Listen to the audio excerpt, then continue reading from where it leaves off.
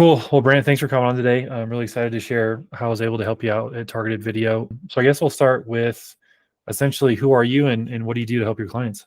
Yeah, absolutely. So as you said, my name is Brant Bodmer, CEO and founder of Targeted Video.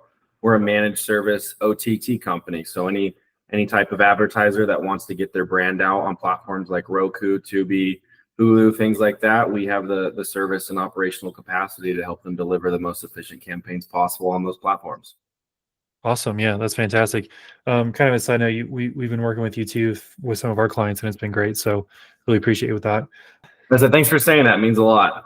Yeah, absolutely. Absolutely. So one of the ways that I guess we can start there with how I've helped you guys out. We're talking through like cold email and setting up that process and the strategy and stuff. With that in mind, can you kind of talk me through your prospecting process and then why cold email was an option?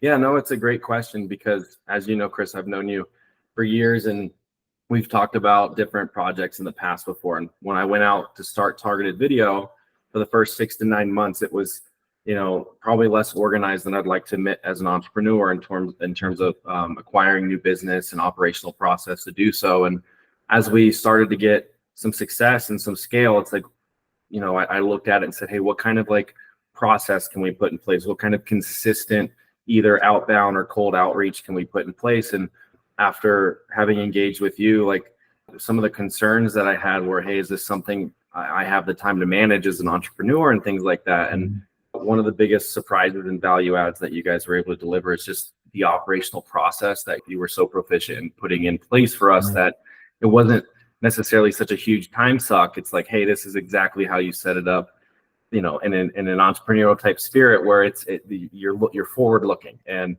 for that has been such a great value add for us to be able to efficiently do that. Awesome. Yeah. Thanks for that. So that, I guess with that being said, it sounds like time was like the main challenge. It was time and consistency. When we would kind of go through these spurts as me being the founder and main salesperson of like, okay, I have, we've gotten some of the new accounts set up, so I'm going to go start knocking on doors again. And that creates this cyclical effect of like, every couple months we hit a big, revenue jump. And I think any business owner knows the more you can smooth that out and gain consistency, the better. So having a marketing channel like the cold outreach and email that is, does take, some upfront work and strategic thinking. It is a consistent deliverer. It is constantly working in the background so that when it does generate business, it's much more consistent. So operational efficiency is huge, but also just that consistency of outreach is key. Yeah. Cool. Awesome. When it comes to the consistency, what was kind of the decision to go looking for a different prospecting channel? Because, or I guess tell me a little bit about this. Is like, how are you getting prospects before we started working together, and then why was cold email or just email in general attractive? Yeah, when we first started, it was as much personal networking and connections that me or other partners in the business had, and while that was successful for us, I think deep down, I always knew that, your personal connections only run so far. And at some point you're going to run out of people, to kind of beat down their door and network in that fashion. So looking for a channel that would expand beyond who I know and what I was able to generate there and actually just grow our brand and awareness throughout that. So we were attracted to cold email for the efficiency that it was able to do so. The costs are relatively low, considering how many people you get your content out to. So the combination of expanding the network and the cost efficiency was ultimately very attractive.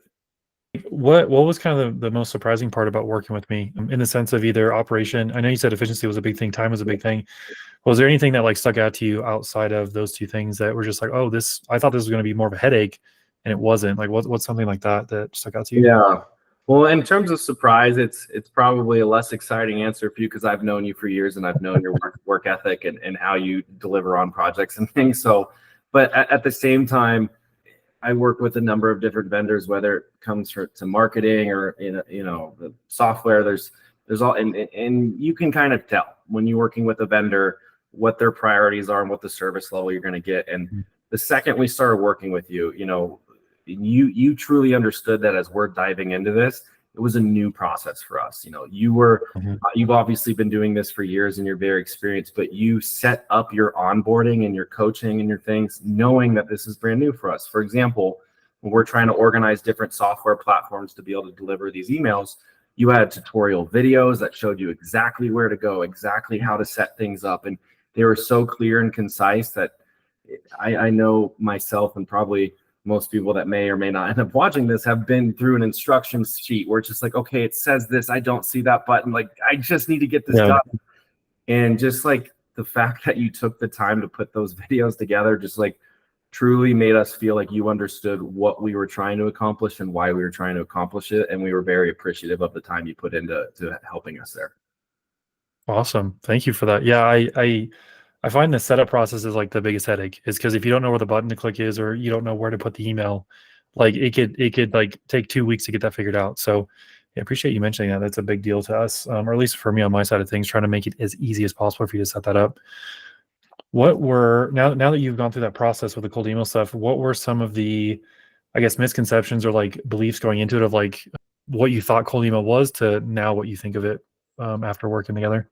I think my biggest initial concern was that we all get cold emails. And I think I was concerned about putting, my brand identity with a cold outreach email and getting any sort of negative goodwill from that. Like, oh, these are the guys that have been emailing me like that. And we've sent out tens of thousands of emails, and, you walked us through that process. And I think you paid very close and careful attention to the cadence and the languaging, so that we made sure either people had an easy out, or it wasn't in such an aggressive, overbearing content fashion that you're just going to rub people the wrong way. And from the tens of thousands of emails we have sent out and continue to send out, I was absolutely shocked that, yes, you do get some unsubscribes. That's the natural thing. But I was expecting to be managing this barrage of angry people. And, we've gotten a far higher ratio of people interested in our services reaching out than, if I can't even think of any, maybe one or two that were,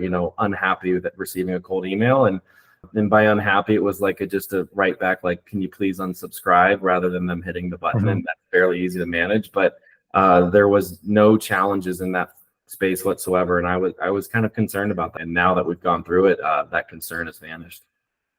Nice. Awesome, man. One of the top three, at least, is like, I don't want to have a negative reputation. I don't want to annoy people, and I don't want to have to read emails that are telling me to F off and things like that. Yeah. And I think it's pretty obvious that you can set up email in a way to rub people the wrong way. That's fairly easy to do. It takes the time and expertise to put it in place to not do that. And you and your firm absolutely demonstrated the ability to do so. Yeah, I appreciate that. A couple more questions for you. So with all that being said, what's kind of the one big takeaway or one piece of advice you'd give people in your position looking for email help? What kind of advice would you give them, or like a takeaway you give after working together? I think as entrepreneurs, we always think our sales pitch is much more refined than it actually is. And one of the things that you continued to push us on, which again, I greatly appreciated that you weren't just an order taker and you helped guide us and push us to do the right thing, is one of the keys is the conciseness of your messaging. How can you distill an email that you probably want to write a whole page about how great you are into 1 or 2 sentences? And the challenge of taking, what all of these great things you want to say about your business and service and distilling it down into those very small tidbits, but doing it in an effective way, that's challenging to do. And I would challenge everybody, and including myself, to continue to refine the messaging and the language to be as concise and efficient as possible, so that, hey, if you were to launch a new cold email campaign, you need to make sure that when you read that sentence, every word has a specific meaning, and you're not using filler words. You're not repeating yourself. You can distill. If you can't bring your value prop down to 1 or 2 sentences, then I don't think your sales pitch is as refined as you think it is. And when you're doing cold email and you're trying to stick out among the masses, having the most refined sales pitch is essential. Yeah. 2 things come to mind of that is if a 6-year-old or a child can't understand what you're actually offering them, it's not refined enough. So that process, I think the setup was pretty straightforward, but working on that offer message and going through that, I think it took the longest piece, because we were just like, okay, can we make it shorter? Can we make it more concise? How is the person? It almost became like a challenge. Like, can we cut off the words? Can we just talk like caveman and be like, OTT good? Well, okay, we can't do that. We got to put some transition words into the sentence, right? And we got it to a really good place. And what tagline and what phrase can we use to start the conversation? Because that's ultimately what it is, right? Is people try to sell an email on cold and marketing wise, and it's like, no, I just want to start the conversation. I just want to get you thinking about it, and eventually you'll reply. So yeah, that's awesome. I'm glad that that process helped. I know going back and forth on that could feel like, trudging through a swamp, but at the end of it, it got us down to a couple sentences that worked. So appreciate that. Last question. If anybody were on the fence with email and they're kind of like, maybe I have some references, or I want to talk more, I have some more questions, or I'm not really sure, I want to do it, but I'm just not sure, what would you tell them, or what would you share with them? Sure. So the way I looked at it, and the way I look at a lot of, potential challenges or things we're trying to accomplish is, what is the minimum, success KPI? Like, hey, if I'm looking at investing X dollars in something, what is the absolute minimum I need to get out of that to at least cover my cost?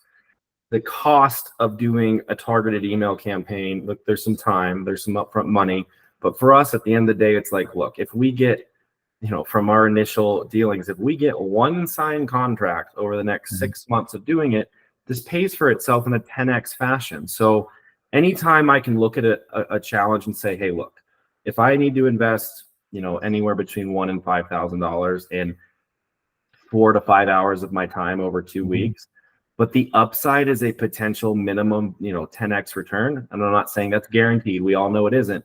But if that's the prospectus, that's a risk worth taking for me and my business. Now, every, vertical in business is different. You might have different valuations on each potential new client. Ours tends to be a bit larger, so there's a large upside there.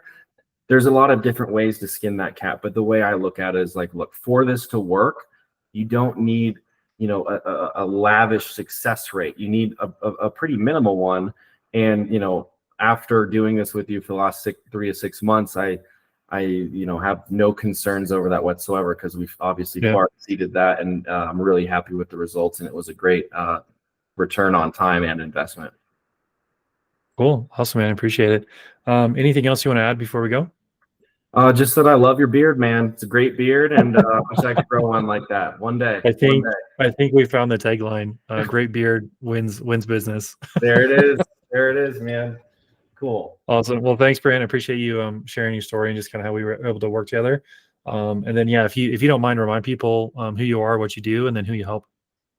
Yeah, absolutely. So we're targeted video, and we work in our kind of tagline is highly targeted, highly tailored. We take a really powerful marketing medium that we believe isn't being fully utilized in mass, and we craft campaigns that are ROI focused and get your content on streaming platforms in front of your target audience. Awesome. Thanks, man. Yeah, absolutely. Talk to you soon.